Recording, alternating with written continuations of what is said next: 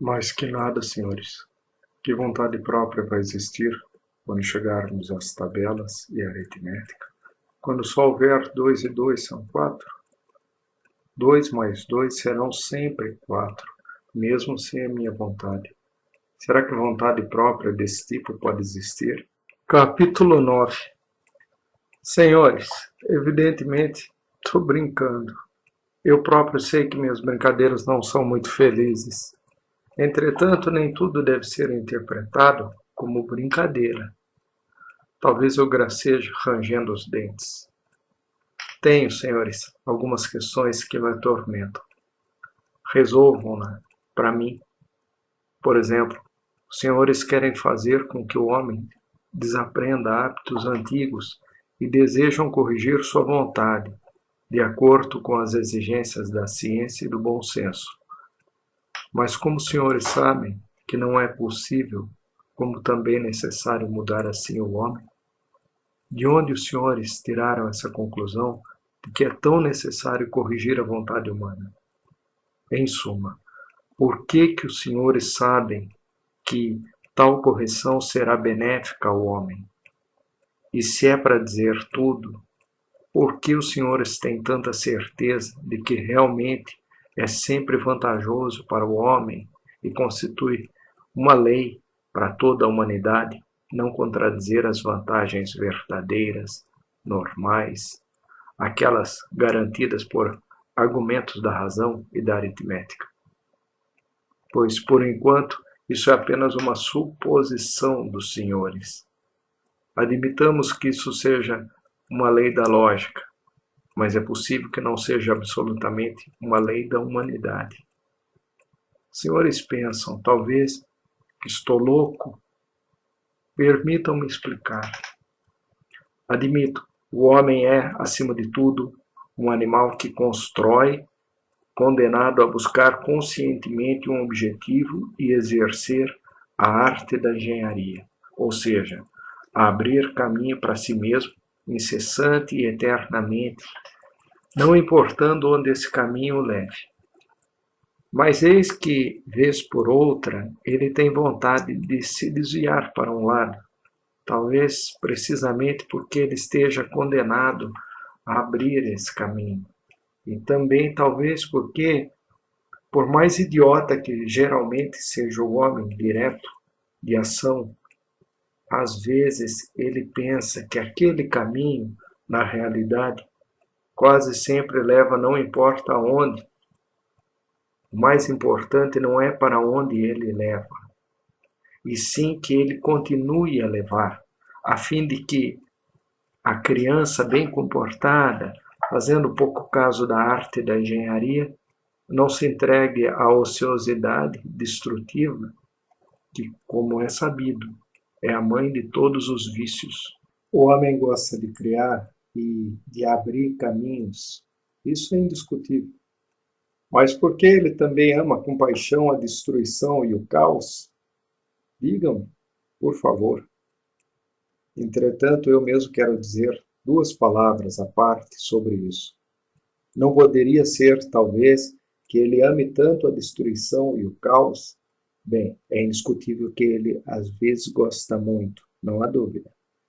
Porque ele mesmo, instintivamente, teme atingir o objetivo e concluir o edifício que estava construindo? Como os senhores podem saber? Talvez ele ame o edifício somente de longe e não o ame de perto. Talvez ele ame apenas o ato de construí-lo e não viver nele, abandonando depois aos animaux domestiques, como formigas, carneiros, etc. Vejam como as formigas têm um gosto completamente diferente. Elas têm edifícios extraordinários, indestrutíveis para os séculos, os formigueiros. As veneráveis formigas começaram com o formigueiro e terminarão também, provavelmente, com o formigueiro, o que muito honra sua constância e sua natureza positiva. Mas o homem é um ser inconstante e pouco honesto, e talvez, à semelhança do jogador de xadrez, goste apenas do processo de procurar atingir um objetivo e não do objetivo em si. E quem sabe, não se pode garantir, mas talvez todo objetivo a que o homem se dirige na Terra se resuma a esse processo constante de buscar conquistar, ou em outras palavras, a própria vida, e não o objetivo exatamente, o qual, evidentemente, não deve passar de 2 e 2 são 4, ou seja, uma fórmula, e 2 e 2 são 4, já não é a vida, senhores, mas o começo da morte. Pelo menos o homem sempre teve um certo temor desse 2 e 2 são 4, e eu até agora tenho. Suponhamos que o homem não faça outra coisa, além de procurar esse 2 e 2 são 4, atravessando oceanos, sacrificando a vida nessa busca, mas sou capaz de jurar que ele tem medo de encontrá-lo realmente, porque ele sente que, assim que o encontrar, não haverá mais nada para procurar. Os trabalhadores, ao término do trabalho, pelo menos recebem seu dinheiro e podem ir para o botequim e depois podem acabar na delegacia. E tem, assim, ocupação para a semana. Mas o homem, para onde irá? Pelo menos sempre se nota que ele fica um pouco sem jeito quando consegue atingir algum desses objetivos. Ele ama o processo de conseguir, mas atingir mesmo, nem tanto. E isso, claro está, é terrivelmente engraçado. Em uma palavra, o homem é constituído de modo cômico. Em tudo isso, pelo visto, há um jogo de palavras. Mas 2 e 2 são 4 é, de qualquer modo, uma coisa extremamente insuportável. 2 e 2 são 4, na minha opinião, é pura insolência. 2 e 2 são 4, olha para você com ar petulante, fica no meio do seu caminho com as mãos na cintura e cospe para o lado. Concordo que 2 e 2 são 4 é uma coisa excelente. Porém, se é para elogiar tudo, então 2 e 2 são 5 às vezes e também uma coisinha bem encantadora. E por que os senhores estão assim tão firmes, solenemente convencidos de que apenas o que é normal e positivo, ou seja, o bem-estar, é vantajoso para o homem? A razão não estará cometendo um erro quanto às vantagens? Quem sabe o homem ame apenas o bem-estar? Quem sabe ele ame igualmente o sofrimento? Quem sabe o sofrimento é para ele tão vantajoso quanto o bem-estar? O homem às vezes ama o sofrimento de maneira terrível, apaixonada. Isso é um fato. Para isso não há necessidade de consultar a história universal. Perguntem a si mesmos, se é que os senhores são homens e viveram, nem que seja um pouco. Quanto à minha opinião pessoal, penso que amar apenas o bem-estar é, de certo modo, até indecente. Seja isso bom ou não, o fato é que, às vezes, quebrar alguma coisa é também muito agradável. Não estou propriamente defendendo o sofrimento, e nem o bem-estar. Estou defendendo o meu capricho e que ele me seja garantido quando necessário. O sofrimento não é admitido, por exemplo, nos vaudevilles, sei disso. No Palácio de Cristal, ele é até impensável. O sofrimento é dúvida, é negação. E que palácio de cristal seria esse do qual é possível duvidar? Entretanto, eu estou convencido de que o homem nunca renunciará ao sofrimento verdadeiro, isto é, à destruição e ao caos. O sofrimento é a única causa da consciência. E embora eu tenha declarado no início que, na minha opinião, a consciência é a maior infelicidade para o homem, eu sei que o homem ama a consciência e não a trocará por satisfação alguma. A consciência, por exemplo, é infinitamente superior ao 2 mais 2. Depois do 2 mais 2, evidentemente, não restará nada, não só para se fazer, como até mesmo para se conhecer. A única coisa que então será possível será trancar os 5 sentidos e mergulhar na contemplação. Com a consciência chega-se ao mesmo resultado, ou seja, também não haverá nada para fazer. Mas pelo menos será possível surrar a si mesmo de vez em quando, e isso anima um pouco, apesar dos pesares. Embora seja uma coisa retrógrada, ainda é melhor do que nada. Capítulo 10. Senhores acreditam no edifício de cristal para sempre indestrutível, ou seja, acreditam num edifício ao qual ninguém poderá mostrar a língua, mesmo às escondidas, nem fazer-lhe uma figa com a mão no bolso. Bom, eu tenho medo desse edifício, talvez porque ele seja de cristal e indestrutível através dos séculos, porque não será possível mostrar-lhe a língua, nem às escondidas. Vejam, senhores, se em vez de um palácio houver um galinheiro, e se começar a chover, talvez eu suba no galinheiro para não me molhar, mas nem assim vou achar que o galinheiro é um palácio, só por gratidão por ele ter me protegido da chuva. Os senhores estão rindo e dizendo que num caso como esse, tanto faz um palácio como um galinheiro. Sim, respondo eu, se o único objetivo de viver fosse não se molhar. Mas o que fazer se meti na minha cabeça que vivo não somente para isso e que, se vou viver, quero que seja num palácio? Isso é o meu desejo, é a minha vontade. Os senhores só arrancarão de mim quando tiverem modificado os meus desejos. Bem, façam a transformação, seduzam-me com outra coisa, deem-me outro ideal, mas por ora não confundirei o galinheiro com um palácio. Admito até que o palácio de cristal seja uma quimera, que ele não esteja previsto pelas leis da natureza e que eu o inventei apenas devido à minha própria burrice e que há alguns hábitos antigos e irracionais próprios da nossa geração. Mas não me importa se ele não está previsto. Não dá na mesma se ele existe nos meus desejos, ou melhor, existe enquanto existem meus desejos? Os senhores talvez estejam rindo novamente. Riam à vontade, aceito qualquer caçoada. Mesmo assim, não direi que estou saciado se tenho fome. Mesmo assim, sei que não me contentarei com um meio termo, com um zero periódico constante, unicamente porque ele existe em decorrência das leis da natureza, e existe realmente. Não aceitarei como triunfo de meus desejos um grande edifício com apartamentos para moradores pobres, com contrato por 1000 anos.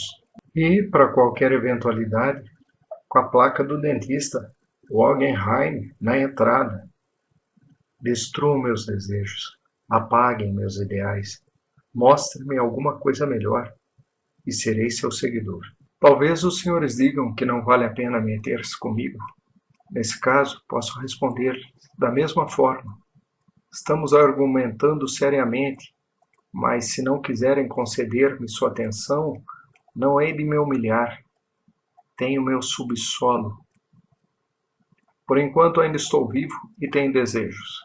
E que minha mão seque se eu colocar um tijolinho que seja nesse edifício. Não deem atenção ao fato de que há pouco renunciei ao Palácio de Cristal unicamente porque não será possível mostrar-lhe a língua. E de maneira nenhuma eu disse isso porque goste de mostrar a minha língua. Talvez eu tenha ficado irritado somente porque, dentre todos os seus edifícios, até agora não há nenhum ao qual não se possa não mostrá-la. Pelo contrário, por pura gratidão, eu deixarei que me cortassem a língua se as coisas se arranjassem de tal maneira que eu mesmo não tivesse mais vontade de mostrá-la. Não tem nada a ver se isso não é possível e é preciso contentar-se com os apartamentos. Mas por que fui formado com tais desejos? Será possível que tenha sido somente para concluir que toda a minha conformação não passa de uma brincadeira de mau gosto? Será possível que todo objetivo não passe disso? Não acredito. E, ademais, saibam de uma coisa. Estou convencido de que é preciso manter esses tipos do subsolo a rédea curta. Embora eles possam passar 40 anos calados no subsolo, se conseguem sair para a claridade, ficam falando, falando, falando. Capítulo 11. Conclusão final, senhores. É melhor não fazer nada. É melhor a inércia consciente. Pois então, viva o subsolo. Apesar de eu ter dito que invejo o homem normal até a minha última gota de fel, nas condições em que o vejo, não quero ser ele. Embora não pare de invejá-lo. Não, não, não. O subsolo, em todo caso, é mais vantajoso. Ao menos lá é possível. Estou mentindo agora também, porque eu mesmo sei, como 2 mais 2, que o melhor não é o subsolo, mas outra coisa diferente, completamente diferente, pela qual eu anseio, mas que jamais encontrarei. Que vá para o diabo subsolo. Seria melhor até mesmo o seguinte, que eu mesmo acreditasse ao menos um pouquinho no que acabo de escrever.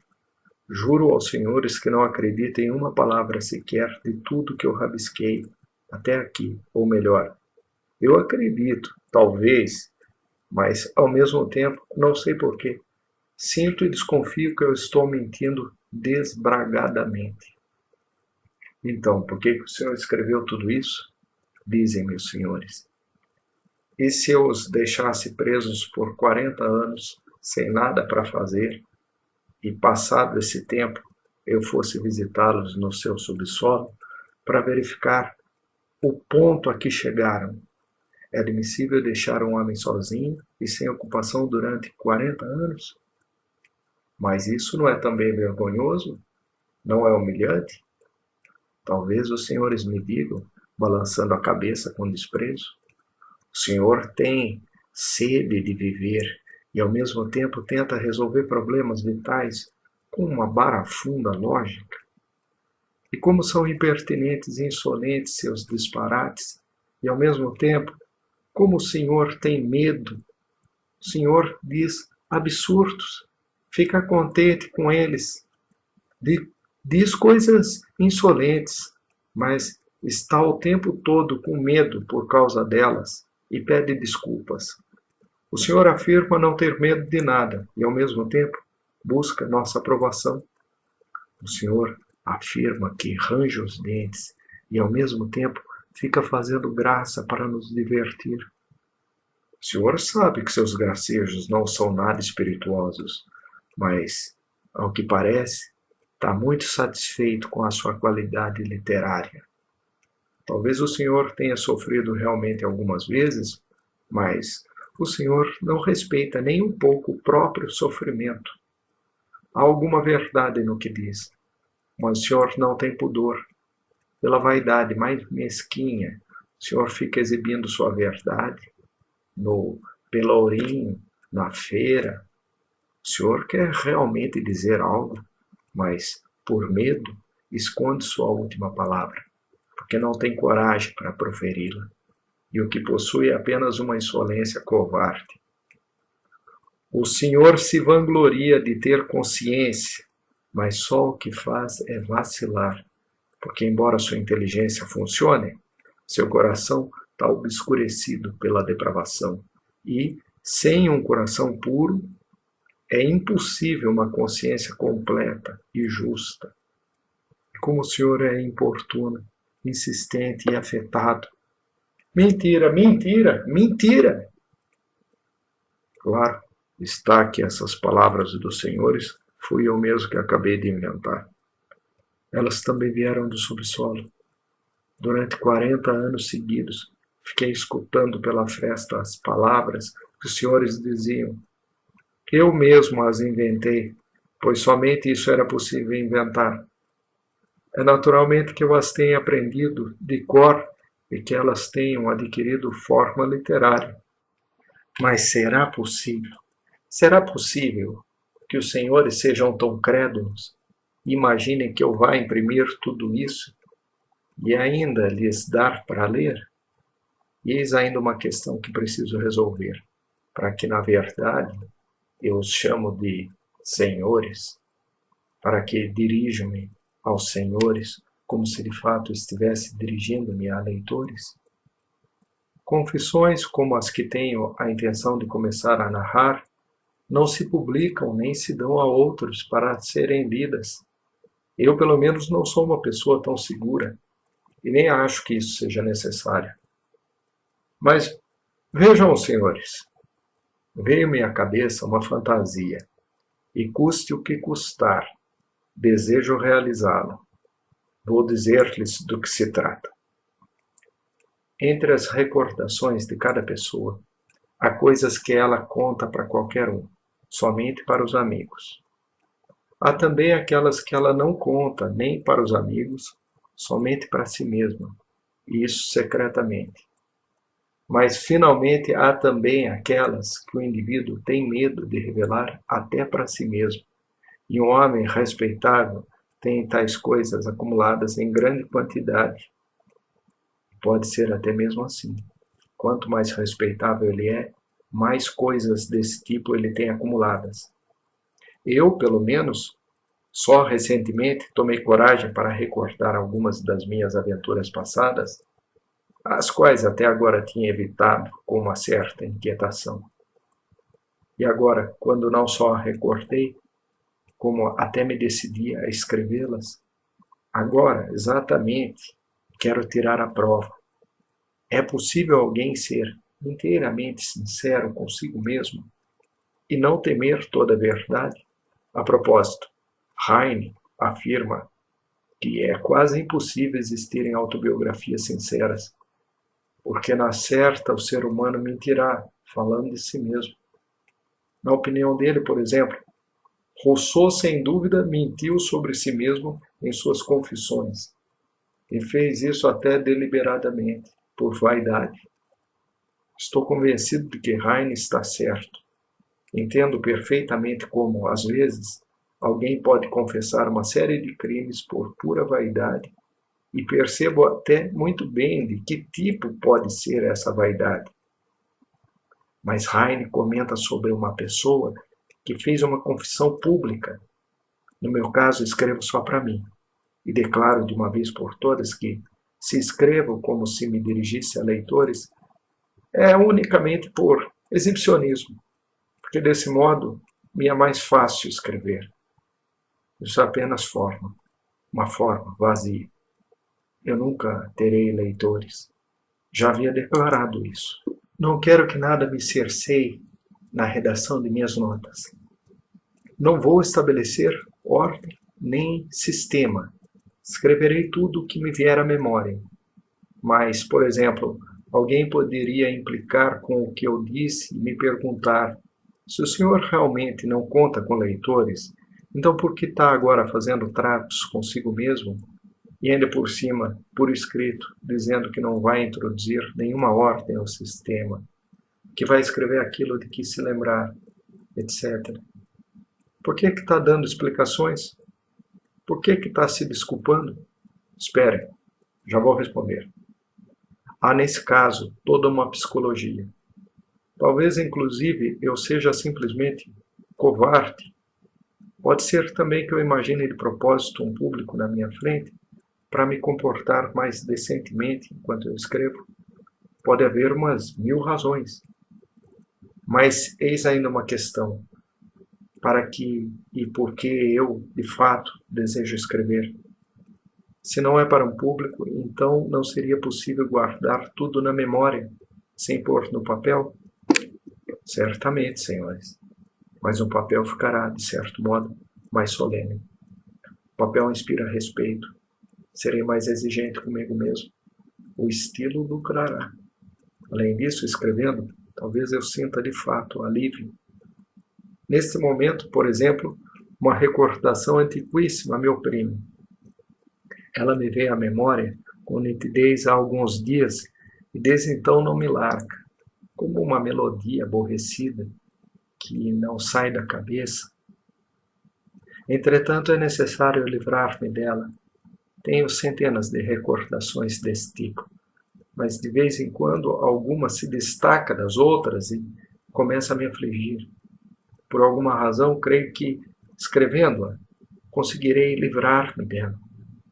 Por que não tentar? Finalmente sinto-me entediado, pois fico o tempo todo sem fazer nada. O ato de anotar é, de certo modo, um trabalho. Dizem que o homem se torna bom e honesto com o trabalho. Bom, pelo menos, eis aí uma chance. Agora está caindo uma neve quase molhada, amarela, turva. Ontem caiu também nos dias anteriores também. Creio que foi por causa da neve molhada que me lembrei da anedota que agora não quer desgrudar-se de mim. Então que isso se transforme numa novela sobre a neve molhada. Parte 2. A propósito da neve úmida. Quando ergui a tua alma caída das trevas da perdição, com o calor da palavra amiga em profunda dor e emoção, tu maldisseste, torcendo as mãos, o teu pecado, tua prisão, punindo a mente esquecida com a lembrança dolorosa. Tu me contaste tua história antes de mim acontecida. Cobrindo o rosto com as mãos, cheia de vergonha e horror, desabafaste chorando, de indignação e de dor. De um poema de Nekrasov. Capítulo 1. Naquela época eu tinha apenas 24 anos. Já então minha vida era sombria e desordenada, e eu era solitário como um bicho do mato. Não tinha amizades, até mesmo evitava falar com as pessoas. E cada vez me enfurnava mais no meu canto. Durante o trabalho na repartição, procurava inclusive não olhar para ninguém, e percebia nitidamente que meus colegas não só me consideravam excêntrico, como também, assim me parecia constantemente, olhavam-me com uma certa repulsa. Às vezes eu me perguntava, por que será que, além de mim, ninguém tem essa impressão de ser olhado com repulsa? Um dos funcionários tinha o rosto repugnante, cheio de marcas de varíola, com um certo ar de salteador de estrada. Penso que eu não teria coragem de olhar para ninguém se tivesse uma cara indecente assim. Um outro tinha um uniforme de serviço tão surrado que já exalava ao seu redor um leve mau cheiro. Apesar disso, nenhum desses senhores sentia-se constrangido, nem por causa da roupa, nem do rosto, nem por algum motivo moral. Nenhum outro podiam imaginar que eram olhados com aversão. E se imaginassem, para eles seria indiferente, desde que o chefe não notasse. Está inteiramente claro para mim agora que, devido à minha desmesura, vaidade e, consequentemente, a tremenda exigência para comigo mesmo, eu me olhava com uma insatisfação furiosa que chegava às raias da aversão. E com isso, mentalmente transferia aos outros essa maneira de me ver. Odiava, por exemplo, meu rosto. Achava-o detestável. Até mesmo acreditava que ele expressava uma certa canalice. Por isso, sempre que estava na repartição, esforçava-me desesperadamente por demonstrar um comportamento mais independente possível. Que o meu rosto seja feio, pensava, mas que em compensação seja nobre, expressivo e principalmente extraordinariamente inteligente. Mas eu sabia com dolorosa certeza que meu rosto jamais expressaria essas perfeições. E o que era mais terrível, eu achava positivamente idiota. Idiota! Ficaria plenamente satisfeito com a inteligência. Aceitaria a expressão vil, desde que meu rosto parecesse terrivelmente inteligente. Naturalmente, eu odiava todos os funcionários do departamento, do primeiro ao último. Desprezava-os, mas, ao mesmo tempo, de certa forma, eu os temia. Vez por outra até os colocava acima de mim. Essas alternâncias em mim eram súbitas. Ora o desprezava, ora os colocava acima de mim. Um homem honrado e evoluído não pode ser vaidoso sem possuir uma exigência infinita para consigo mesmo e sem, em certos momentos, se desprezar até o ponto de se odiar. Mas, seja desprezando o outro, seja julgando-me inferior, eu baixava os olhos diante de quase todas as pessoas com que eu cruzava. Cheguei a fazer experiências para ver se aguentaria o olhar de alguém sobre mim. Sempre era eu o primeiro a baixar os olhos. Isso me torturava a ponto de me deixar furioso. Era doentio também o meu temor de parecer ridículo. Por isso, adorava servilmente a rotina em relação a tudo que era exterior. Entregava-me com amor à medianidade geral e com toda a alma temia qualquer sinal de excentricidade em mim. Mas como eu poderia ter resistido? Eu era evoluído de uma maneira doentia, como deve ser o homem evoluído do nosso tempo. Já eles eram todos obtusos, parecidos uns com os outros, como um rebanho de carneiros. Talvez somente eu, em toda a repartição, tivesse permanentemente aquela impressão de que era covarde e servil. Isso se dava justamente porque eu tinha cultura, mas não era apenas questão de parecer. De fato, eu era um covarde e um escravo. Digo isso sem nenhum constrangimento. Todo homem honesto neste nosso tempo é e deve ser um covarde e um escravo. Essa é a sua condição normal. Estou profundamente convencido disso. Ele foi feito assim, e para isso foi construído. E não é só no tempo presente, por causa de algumas circunstâncias eventuais, mas em geral, em todos os tempos, o homem honesto deve ser covarde e escravo. É uma lei natural para todos os homens honestos na Terra. E se acontece de algum deles se mostrar valente perante alguma coisa, isso não deve ser motivo de consolo ou de entusiasmo. Fatalmente ele irá se acovardar diante de outras circunstâncias. Essa é a única e eterna conclusão. Bancam os valentes apenas os asnos e suas aberrações, e mesmo esses só até um determinado obstáculo.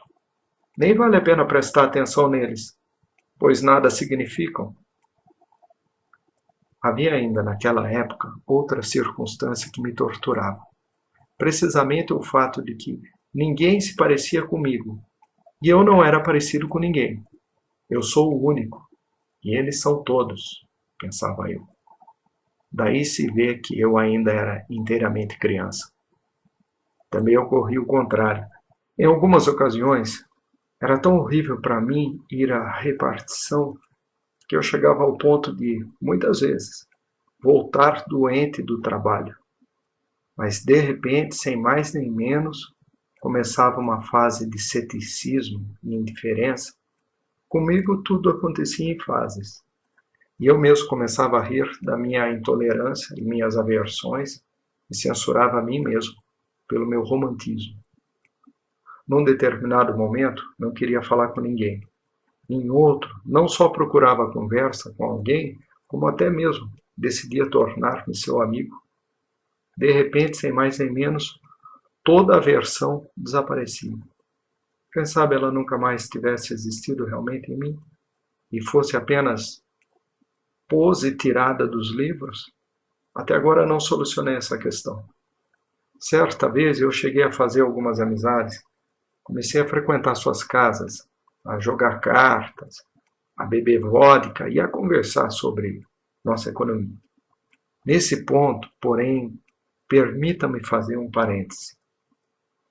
Em geral, nós, russos, nunca tivemos autores românticos bobos, daqueles que pairam acima das estrelas, como os alemães e, particularmente, os franceses, a quem nada pode atingir, mesmo que a terra trema sob seus pés, mesmo que toda a França esteja morrendo nas barricadas. Eles continuam os mesmos, não mudam, nem por decoro, e vão seguir cantando seus cantos siderais até, por assim dizer, o fim da vida, porque são tolos. Já aqui na terra russa, não há tolos. É um fato conhecido. Essa é a nossa diferença em relação às outras terras estrangeiras. Consequentemente, não surgem aqui naturezas etéreas em sua forma pura. Como sempre foram nossos publicistas e críticos positivos, que na sua época, na caça aos Costanjoglos e os tios Piotr Ivanovitch, considerando-os por burrice nosso ideal, inventaram muita coisa sobre os nossos românticos, julgando-os tão etéreos quanto os da Alemanha e da França. Ao contrário, as características do nosso romântico se opõem completa e frontalmente às dos europeus siderais, e nenhum critériozinho europeu de avaliação é adequado para ele. Permitam-me usar essa palavra, romântico, palavrinha antiga, respeitável, digna e conhecida de todos. As características do nosso romântico são compreender tudo, ver tudo e, frequentemente, enxergar muito mais claramente do que as nossas inteligências mais positivas. Não se resignar diante de nada ou de ninguém, mas, ao mesmo tempo, nada menosprezar. Tudo contornar, ceder a tudo, comportar-se com todos de maneira política. Nunca perder de vista um objetivo prático, útil, como algum apartamentinho do governo, uma pensãozinha, uma condecoraçãozinha.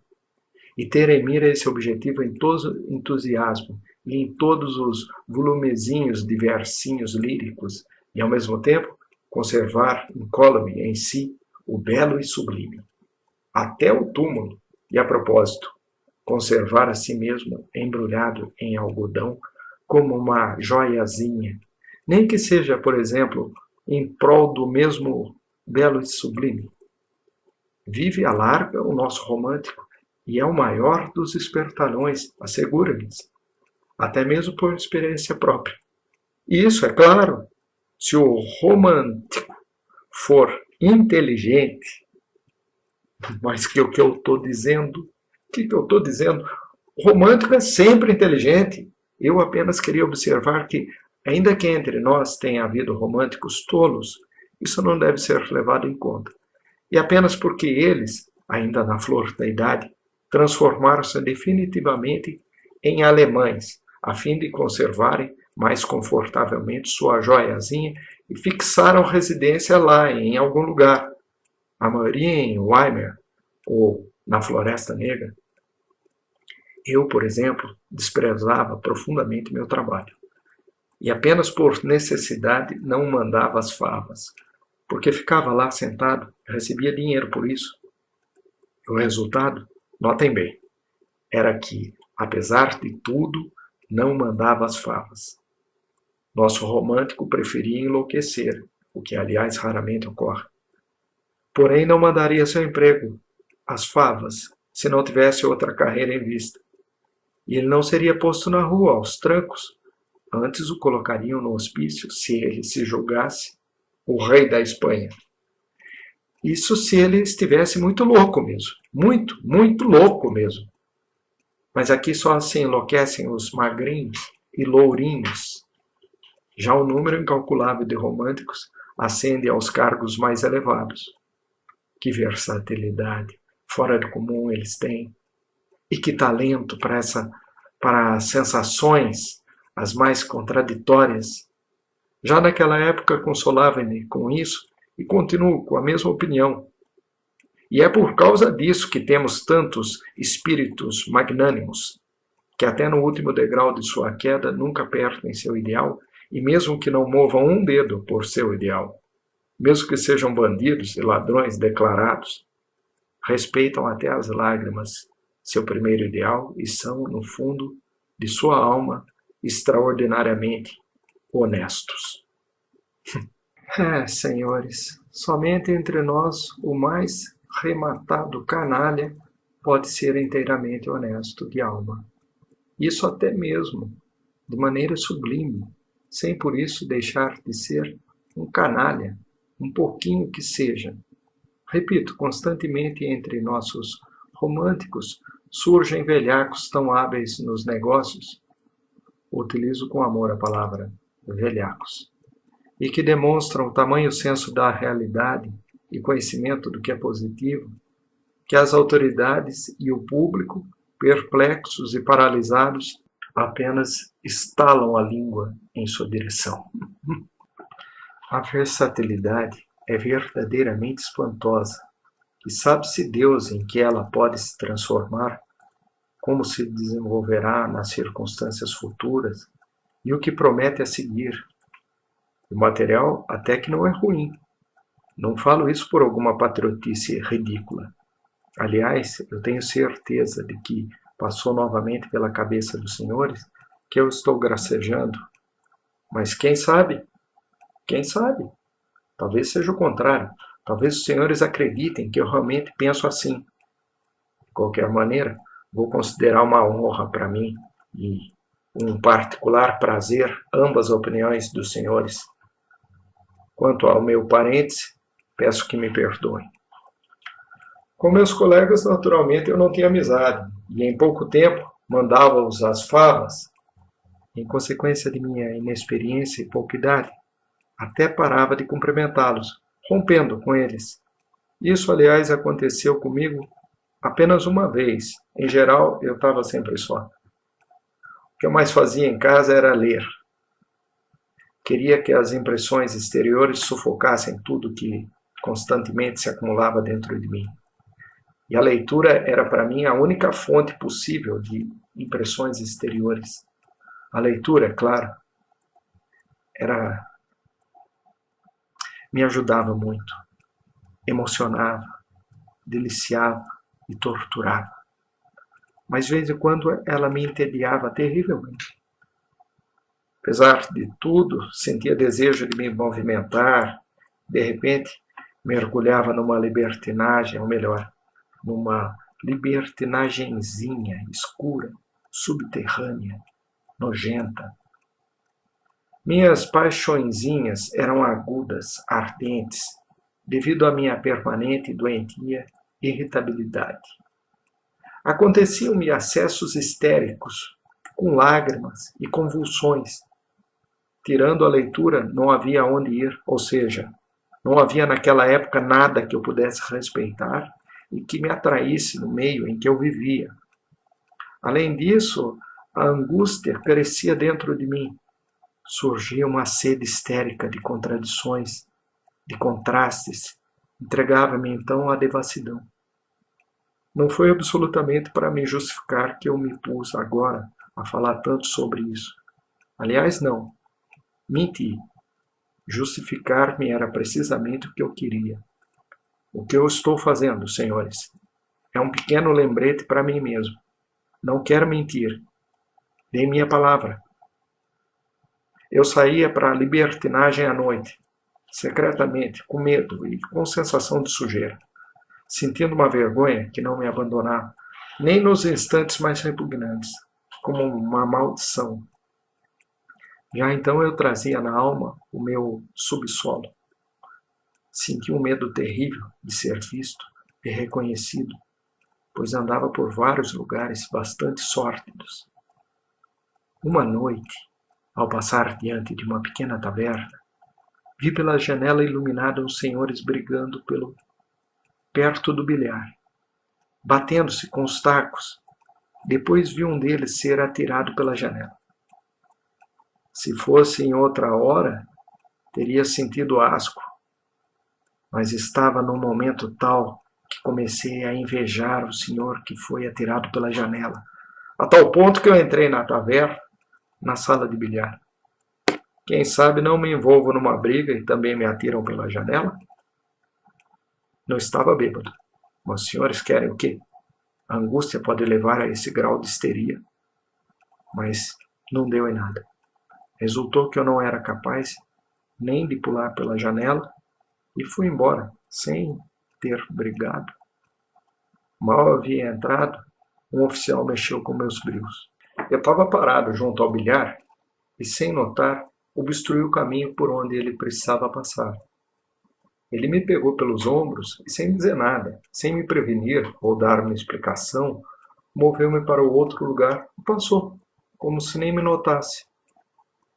Eu perdoaria até mesmo se ele tivesse me esmurrado, mas não pude perdoá-lo por me haver movido do lugar sem nem ao menos se dar conta disso. Só Deus sabe o que eu não daria naquele momento por uma briga de verdade.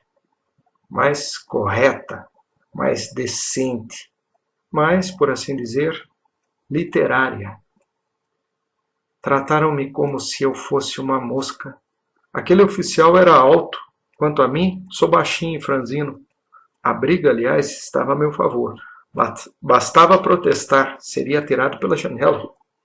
Mas mudei de ideia e preferi sumir dali, morrendo de raiva.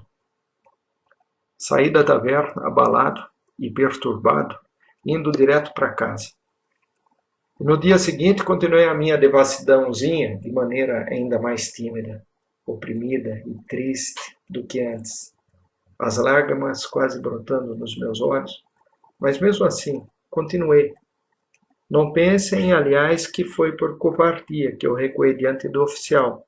No fundo, nunca fui covarde, embora na prática tenha constantemente me portado como tal, mas não riam ainda. Para isso há uma explicação.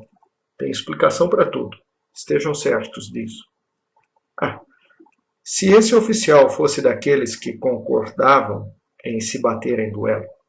Mas não, este era precisamente daquele tipo de senhores, que pena, desaparecidos faz tempo, que preferiam se valer de tacos de bilhar ou que, como o tenente Pirokov de Gogol, recorriam às autoridades.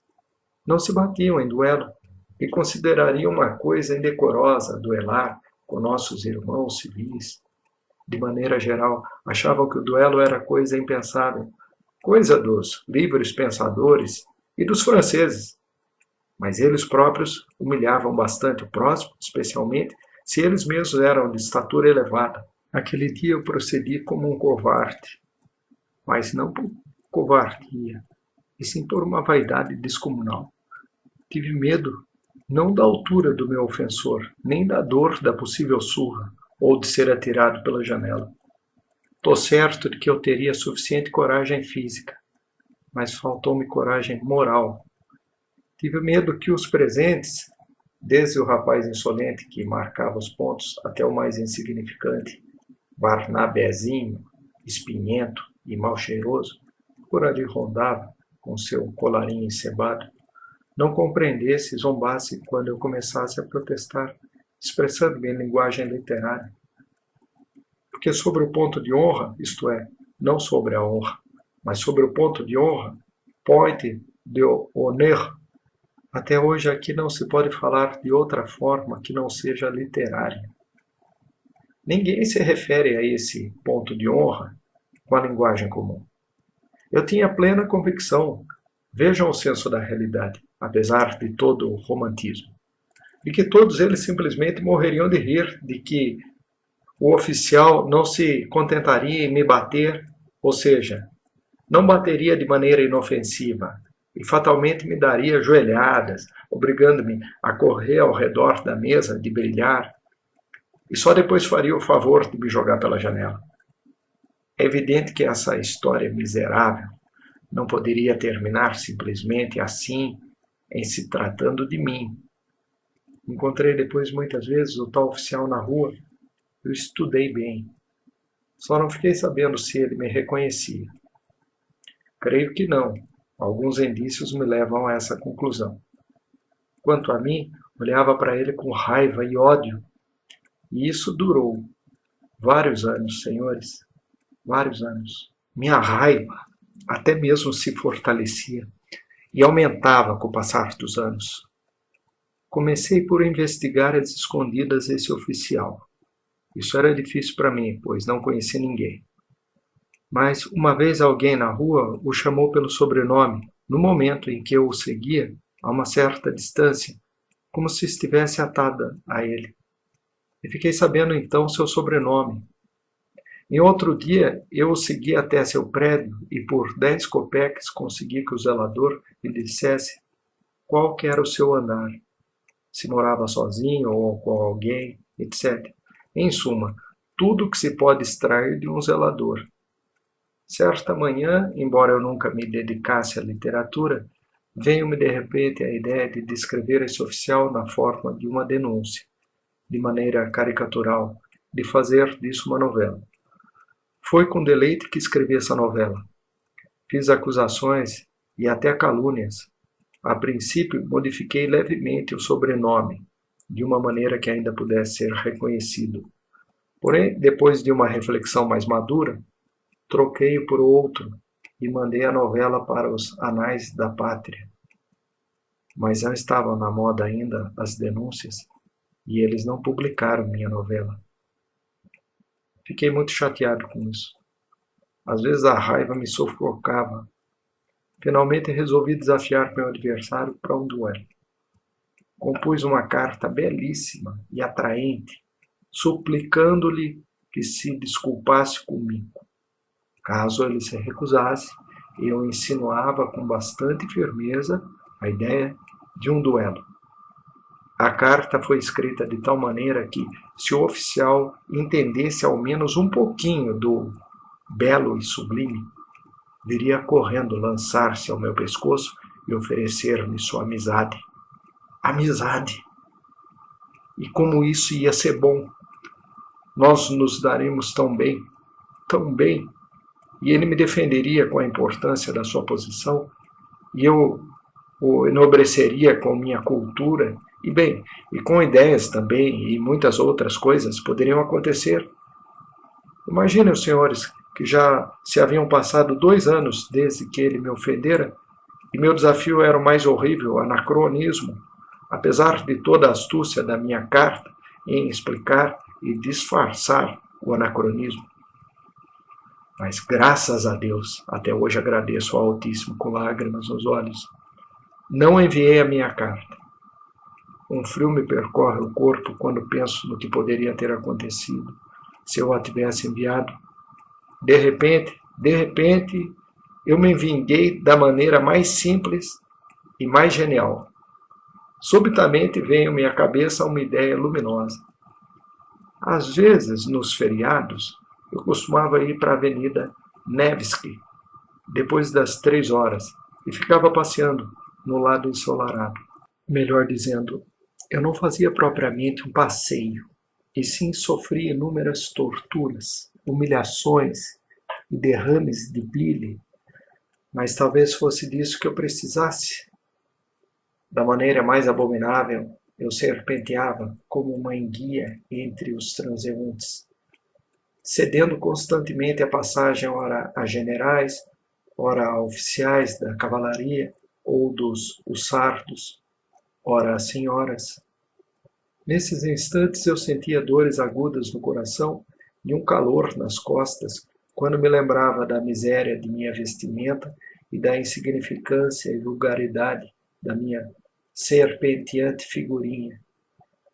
Aquilo era um verdadeiro suplício, uma humilhação constante, insuportável, proveniente da ideia, que se tornava uma sensação insistente e concreta, de que eu era uma mosca no meio de toda aquela gente, uma reles mosca desnecessária, mais inteligente, mais culta e mais nobre do que todos eles, evidentemente. Porém, uma mosca que cede sempre diante de todos, que todos humilham e ofendem. Para que eu buscava tal sofrimento? Por que ia à Avenida Nevsky? Não sei dizer, mas alguma coisa simplesmente me arrastava para lá a cada oportunidade. Já naquela época eu começava a experimentar os acessos daqueles prazeres de que falei no primeiro capítulo. Mas depois da história com o oficial, algo começou a me atrair ainda mais para a Avenida Nevsky. Era lá que eu o via com mais frequência, lá podia admirá-lo. Ele também frequentava o lugar de preferência nos feriados, embora ele também saísse do caminho diante dos generais e pessoas de alta posição, e também serpenteasse como uma enguia entre eles. Quando se tratava de alguém como eu, ou mesmo um pouco melhor, ele simplesmente o esmagava. Caminhava diretamente para essa pessoa, como se na sua frente houvesse um espaço vazio e nunca cedia passagem. Eu me embriagava com a minha raiva, observando, e todas as vezes cedia-lhe o caminho, furioso. Torturava-me ver que, nem mesmo na rua, eu conseguia ser igual a ele. Por que você é o primeiro a se desviar? Implicava eu comigo mesmo, numa histeria furiosa, quando me acontecia acordar antes das 3 da manhã. Por que tem de ser você e não ele? Pois não existe lei para isso, isso não está escrito em nenhum lugar. Então, que haja igualdade, como acontece geralmente quando pessoas educadas se encontram. Ele cede até a metade, você também cede até a metade, e os dois passam, respeitando-se mutuamente. Mas isso não acontecia, e era eu que acabava cedendo a passagem. Quanto a ele, nem notava o fato. De repente uma ideia mais que espantosa me veio à cabeça. E se, pensei, se eu cruzo com ele e não cedo o caminho, que tal, hein? Essa ideia audaciosa aos poucos tomou conta de mim, a ponto de não me dar mais sossego. Sonhava constantemente com isso, de maneira terrível, e intencional passei a ir com mais frequência à Avenida Nevsky, para imaginar mais claramente como eu procederia quando fosse executar aquilo. Estava animadíssimo. Cada vez mais o que me propunha a fazer me parecia mais plausível e possível. É evidente que eu não vou dar um encontrão para valer, pensava eu, já antecipadamente mais bondoso devido à alegria. Simplesmente não vou chegar para o lado e vou esbarrar nele sem lhe causar muita dor. Ombro com ombro, bastante para ficar dentro das normas da decência, de maneira que ele se choque comigo na mesma medida que eu me chocar com ele. Finalmente decidi-me por completo. Os preparativos, no entanto, exigiram muito tempo. Antes de mais nada, durante a execução do plano, eu teria de estar com a melhor aparência possível. Para isso, precisava de me preocupar com minha roupa. Se por acaso acontecia um escândalo público, e o público lá é supérfluo, a condessa costuma ir lá. O príncipe também. Toda a literatura frequenta o lugar. É preciso estar bem vestido. Isso causa boa impressão e imediatamente nos colocará, de certa forma, em pé de igualdade aos olhos da alta sociedade. Com essa finalidade, eu pedi um adiantamento do meu salário e comprei um par de luvas pretas e um chapéu decente na loja do Churkin. As luvas pretas me pareceram respeitáveis e de bom tom, mais do que as de cor de limão que eu andara namorando antes. É uma cor gritante demais. Parece que a pessoa quer muito aparecer. E não levei a cor de limão. Já tinha preparado muito tempo antes uma boa camisa com abotoaduras brancas de marfim. Mas meu capote exigiu mais tempo. Até que o meu não era tão ruim assim e aquecia bem, mas era acolchoado com algodão e a gola era de pele de guaxinim, o que o tornava a coisa mais parecida possível com um sobretudo de lacaio. Era necessário, custasse o que custasse, substituir aquela gola por uma de castor, como as que os oficiais usam. Para isso eu passei a frequentar o mercado dos estrangeiros e, após algumas tentativas, fixei-me numa pele de castor alemã barata. Esses castores alemães, embora se gastem muito rapidamente e logo adquiram um aspecto lastimável, têm uma aparência bastante decente quando novos. Eu precisava dele para uma única ocasião. Perguntei o preço. Mesmo assim era caro. Depois de muito refletir, resolvi vender minha gola de guaxinim.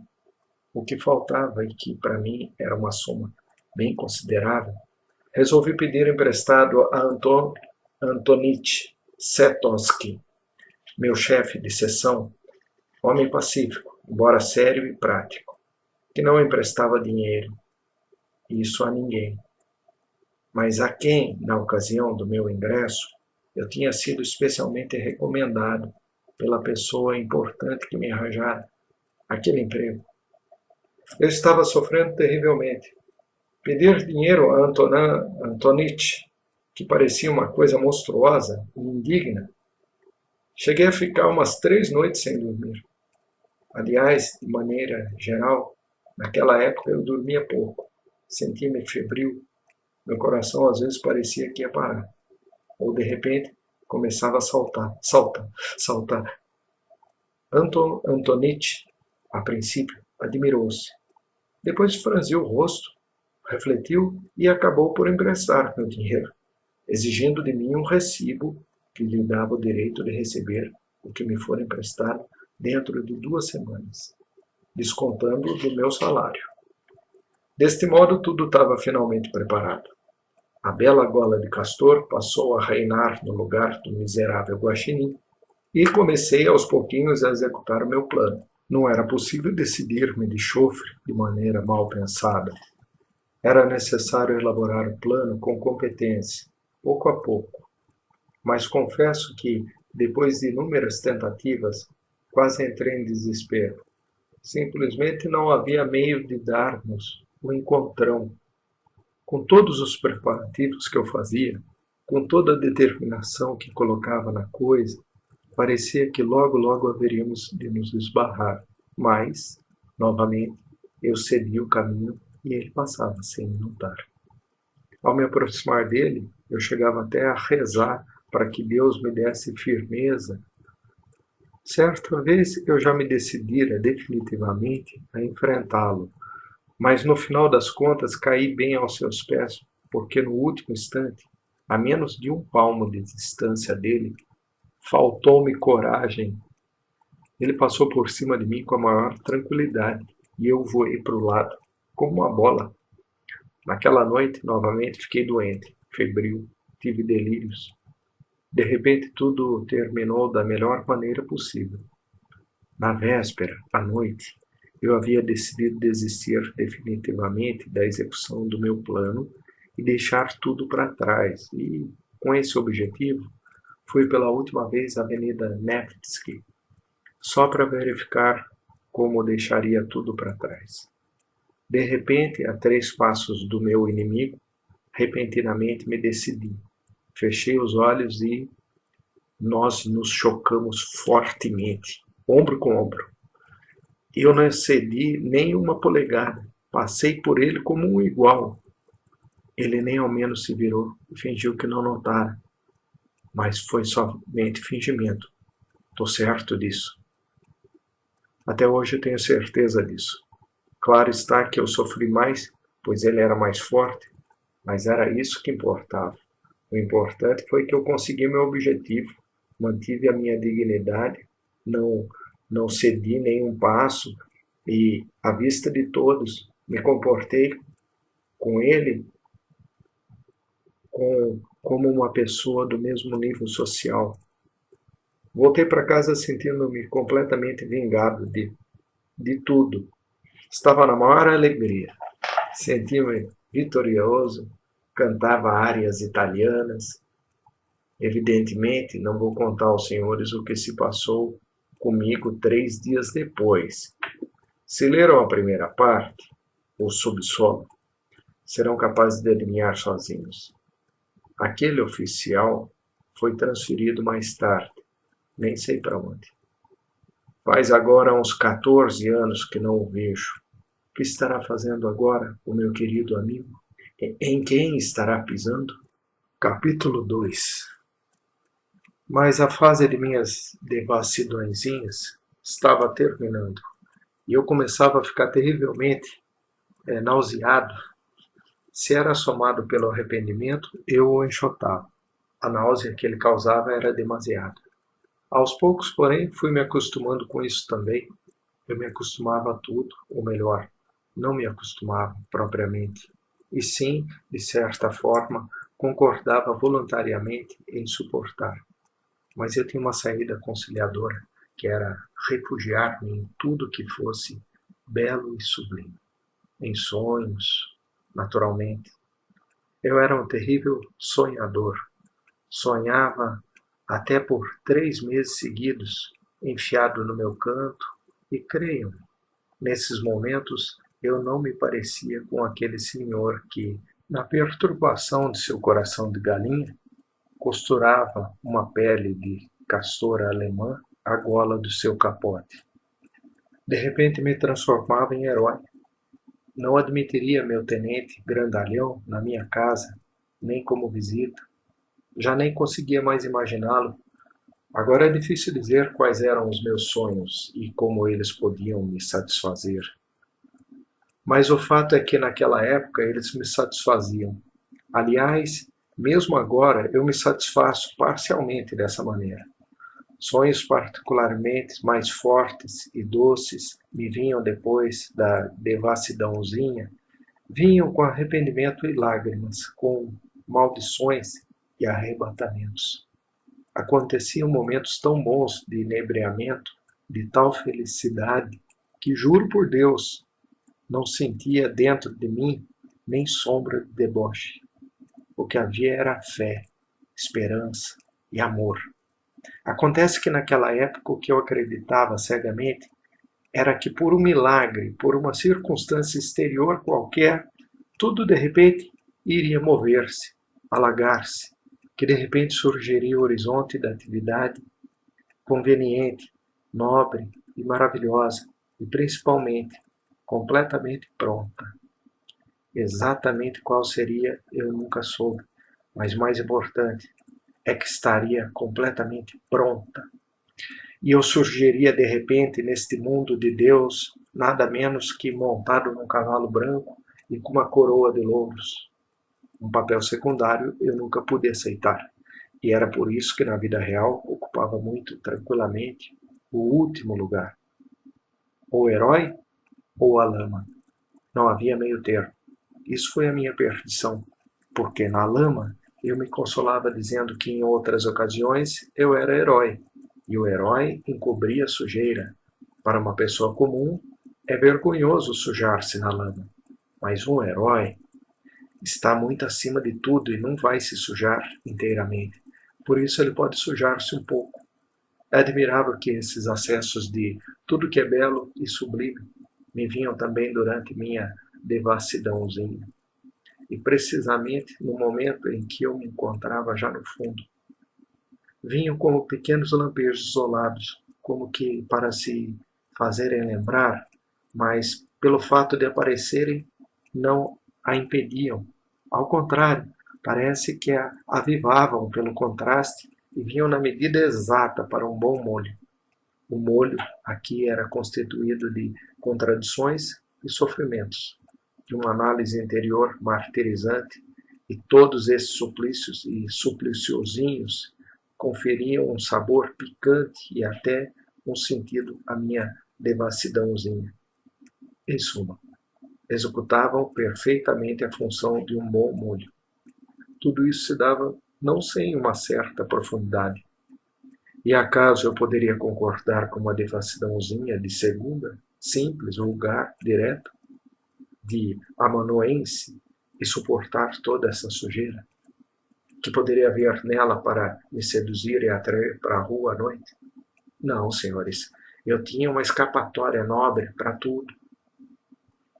Porém, quanto amor, senhores, quanto amor eu experimentava nesses meus devaneios, nessas salvações em tudo que é belo e sublime. Embora fosse um amor fantástico, que jamais se aplicaria a alguma coisa humana e real, ele era tão grande que nem sentia a necessidade de aplicá-lo à realidade, pois seria um luxo excessivo. Tudo, aliás, terminava sempre da maneira mais satisfatória, com a passagem preguiçosa e inebriante para a arte, ou seja, para as belas formas da existência, inteiramente acabadas, fortemente roubadas dos poetas e romancistas, e que se adaptam facilmente a toda sorte de serviços e exigências. Eu, por exemplo, triunfo sobre todo mundo. Todos, evidentemente, viraram pó e são obrigados a reconhecer espontaneamente as minhas perfeições. Mas eu os perdoo.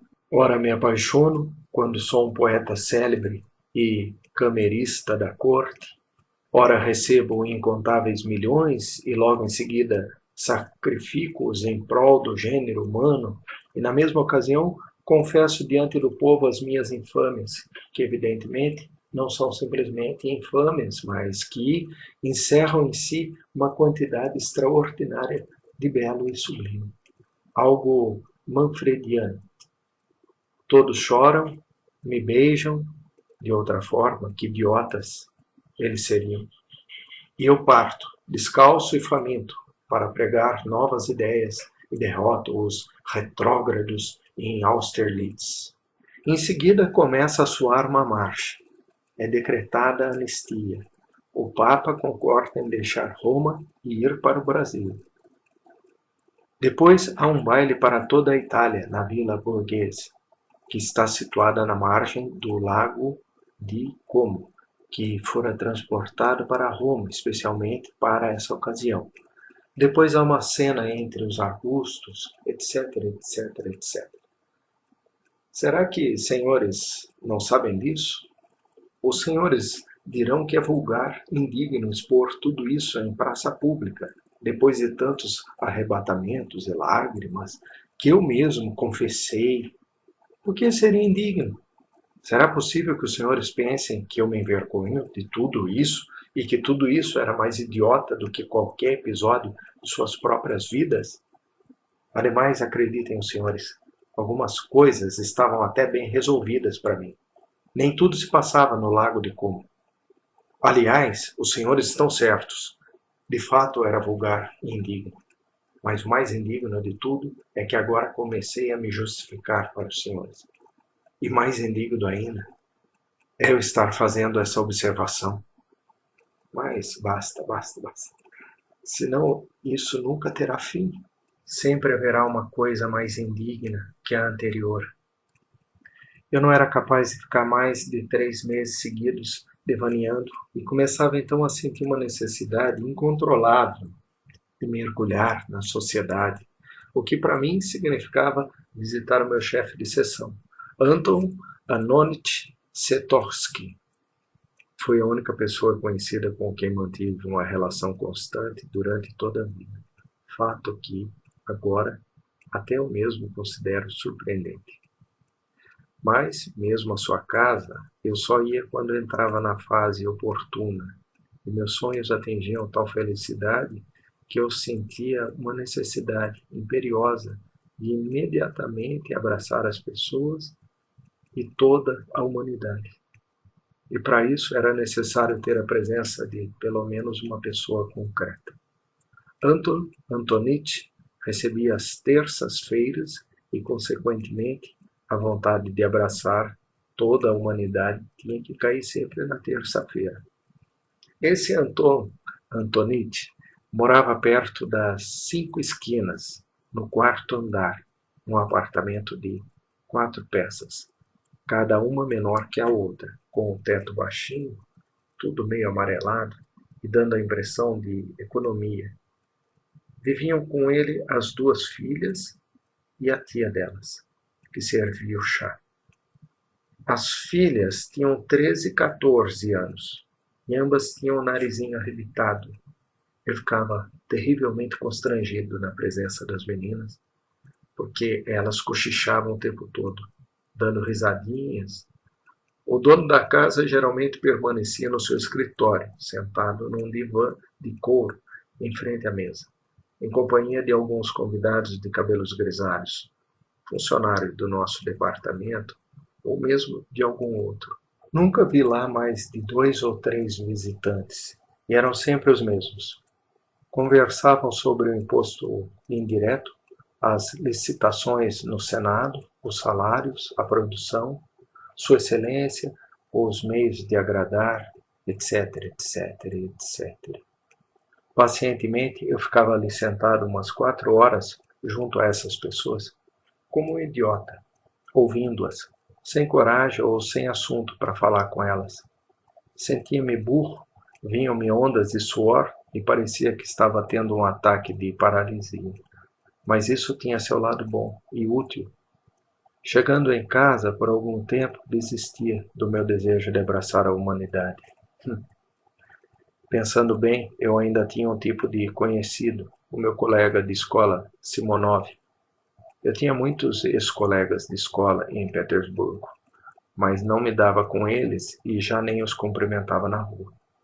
Talvez eu tenha pedido transferência para outro departamento justamente para não ficar junto deles e romper de uma vez por todas com a minha infância detestável.